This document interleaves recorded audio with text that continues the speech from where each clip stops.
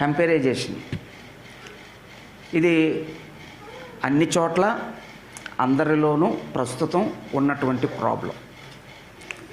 క్రీస్తు సారూప్యంలో పెరగాలనేది దేవుడు నిర్ణయిస్తే నేనేమంటున్నానంటే, ఎవరు పెరుగుతున్నారండి? ఆయన పెరుగుతున్నాడా? ఆమె పెరుగుతుందా?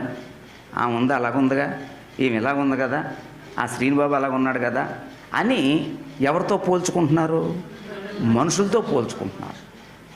మనుషులతో ఎప్పుడు పోల్చుకున్నా సరే ఆ పోల్చుకున్న వ్యక్తి ద్వారా నువ్వేం సంపాదిస్తావు, నువ్వేం సాధిస్తావు? అమ్మా, నువ్వు బలహీనుడు అవుతావు తప్ప నువ్వు బలపరచబడవు. అందుకే నువ్వు ఎవరితో పోల్చుకోవాలి? యేసుతో పోల్చుకో. మనుషులతో పోల్చుకుంటే నువ్వు బలహీనుడు అయిపోతావు. ఆయన మారాడా? 30 సంవత్సరాలు రక్షించబడ్డాడట శ్రీనిబాబు. ఆయన మారాడా? నేను మార్చుకోవటానికి?